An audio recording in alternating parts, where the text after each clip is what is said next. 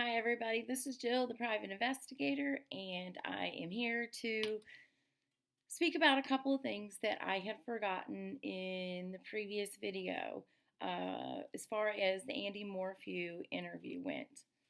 Why does this hat look so wacky on here? It doesn't look that crooked in the mirror. Anyway, guys, had to throw it on. Bad hair day. Got a lot to do today. But I've already made this video and I'm having trouble with iMovie and somehow I've lost it. So I'm remaking it. Now, there were a few things that I had left out and forgotten to mention as far as Andy Moorman's interview. Now, I want to state someone had corrected me and I was wrong that the phone did last ping at the house, but it was not told that it was on Saturday. Law enforcement is not releasing that information.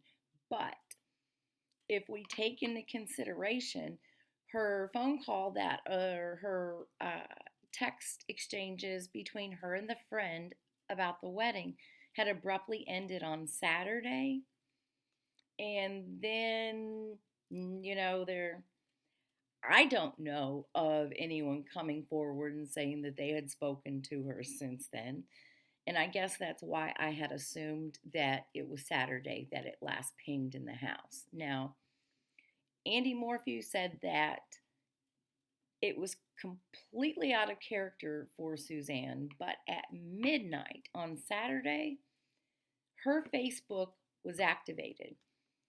Her Facebook was not only activated, but she sent out many, many friend requests.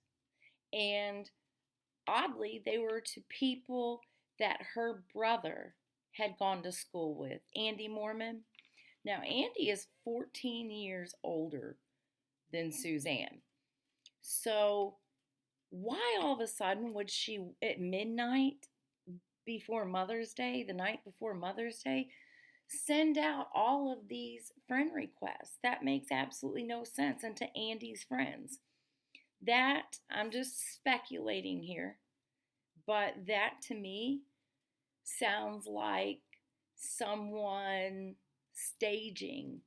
And if someone went into her Facebook to show that she had been on there and she was active and sent out all these friend requests. Now, if someone had gone into her Facebook to do this, to stage it and show that she was alive at midnight, well, why did they pick Andy's friends? Why did they pick her brother's friends that were 14 years older than her and went to high school with Andy?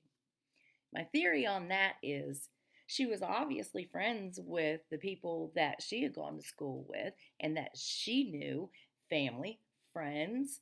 So, who would you know to choose to send out friend requests to stage that? Well, simply go to her brother's page and go through his friends and find out who went to the same high school, to where it may seem a bit more plausible. I don't see that being plausible, considering Andy said that that was out of character for her, especially to do that at midnight with many, many of his friends. Again, guys, it shows me that there was some kind of staging. Now, if her phone last pinged in the house and she was gone on Sunday, it leaves me to wonder where else could the phone have pinged? It was at the house. So that goes to show me that the phone never left the house. But again, it just seems a bit like staging for her to go and send Andy's friends, many, many friends, friend requests at midnight the night before she goes missing. I don't think Suzanne went missing on Sunday. I think whatever happened to Suzanne happened on Saturday, and that's just my opinion. Now, outside of her sending out all of these requests to Andy's friends that are just so strange and seem so obviously ridiculous. There are a few other things. Now, I mentioned that, no, I didn't. That was in the video that I lost. Barry Morphew moved. He's moved into a condo. He moved away from the home. That is his and his family's. Not only did he move, but Barry Morphew moved 2 hours away from his home. 2 hours. If my wife was missing and we were just now at 4 months and I had already moved, because this move had already taken place before the 4 month mark. What was that, the 10th? So he had already moved 2 hours away. Now, it's always possible. I mean, we know that it's not probable in this case, but it's possible that if she was abducted, as he says, what if she found her way home? What if she had broken loose from captors and found her way home? Who would be there? Who leaves their home that their wife has come up missing from, just immediately near the home? Who leaves? Why would you leave? That's a John and Patsy Ramsey thing to do, and I guess I let you know how I feel about that case. But they walked out of that house and never went back in after they found her body. So I just have a real problem with him moving 2 hours away from the family home, the place that Suzanne knows to go back to, if by the miracle of God that happened. I just, the deafening silence I've mentioned multiple times until he comes out to defend himself. Now, I find it convenient that he hired this Jeff Puckett. I put it in the comments on one of my videos. I find it convenient that he hired him. Not only that he hired him the day before, knowing the job had to be done for a month, but I think he hired him intentionally because he did have the criminal background that he has. So it would be easy for Barry to do exactly what he's done. Damn that Jeff Puckett. He's a criminal. He spent 9 years in prison. How could you possibly believe him? Well, I'm sorry, but I believe him. With the totality of everything combined together, yes, I absolutely believe him. Now, which leads me into what I think about this, some parts of the hotel. I think that that was also a part of staging. I don't know that. I have no proof of that. Like I said, everyone's innocent until proven guilty. But the trail of breadcrumbs are leading back to Mr. Morphew. Now, wet towels on the floor. I've thought about that and I've thought about that. Why in the world would there be wet towels on the floor? Why? Unless he took a shower.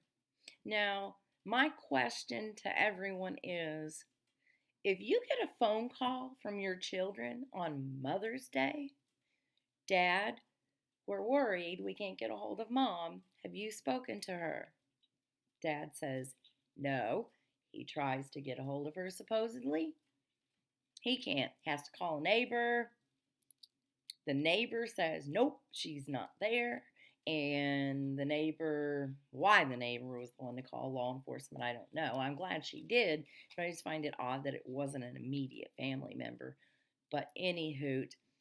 Now, going back to the hotel and the wet towels. Who finds that kind of information out, especially being 3 hours away from your home, decides, I better go take a shower first? Are you kidding me?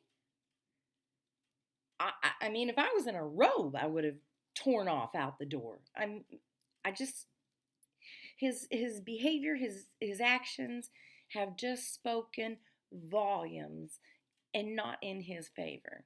So I think that this whole hotel thing was some kind of a ruse and stage two. That's why there were no tools to do the job. And he made mention, and I find it funny that, not funny, but telling, that he came out and said, oh, yeah, they had cameras, and, he was a good boy on the camera. Well, you knew that. You knew there were cameras. You said you did. So, who wouldn't be a good boy on the cameras? Now, there was a few other things. There was a comment that someone had left that made such a really good point. Oh, Mother's Day. He said he left her at 5 a.m. to go to work, to set up for this job. And I'm assuming that was after I have a meeting with the volunteer fire department story. So at the last minute, he goes, runs, and is quickly trying to get this job going. He has to get it moving. It's an emergency after a month of knowing about it. So he does all of this, and yet I don't know. His actions just speak so much to me. Now, with it being Mother's Day, was there ever a gift or a card involved? I've not heard one thing about a Mother's Day gift that he had for her, that he left for her. He's never mentioned anything like that. Now, if you knew what had already happened to someone, the mother of your children, that would probably explain why you didn't get a gift.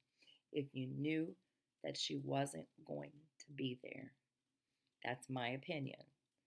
So, taking a shower before you go home to find your wife. Crazy to me. No mention of a Mother's Day gift. Odd. Why? Did you know she wasn't going to be there? Is that why there was no Mother's Day gift? And now this lady Morgan that had come to the job site with Jeff Puckett and worked with Barry on Saturday and said that his demeanor was pretty odd, to say the least. And yet there's just no mention of a Mother's Day gift. He said on Saturday he told Morgan he had to stop work. They were going to stop at 11, sent her home, or, relieved her from the job at 11 because he had to go and appease his wife and spend some time with her hiking or mountain biking. But yet, according to Morgan, he was out on the town. He was out doing his own thing, not with his wife. And obviously, he probably wasn't out buying a gift because no gift has been mentioned. That, I don't know, that bothers me. That bothers me. I want to know, was there a card, a gift, or did he know that she wasn't there and he didn't buy one or didn't recognize Mother's Day with her? And like I said, the whole 2 hours away, that just irks me. I want to mention before I end this, we're coming up very close to this really massive search that Andy Moorman, her brother, has started. Now, it will be on the 23rd of September. I encourage anyone that can go to please go and show your support. Do what you can. Now, there's just so much more that goes along with it that I would like to speak about, but I did speak to someone who is very familiar with Suzanne and had spent some time around her that's very interesting, and trying to speak to another lady. But I'm going to go ahead and end this right now. I just want to make a quick short video. And also, one other thing I wanted to bring up before I end this. Barry Morphew telling Fox 21 News, I can't eat or sleep. You can't eat or sleep, huh, Barry? Well, I don't know. There's a picture that says different. Jill the Private Investigator. See you soon, guys. Thanks for tuning in. Bye.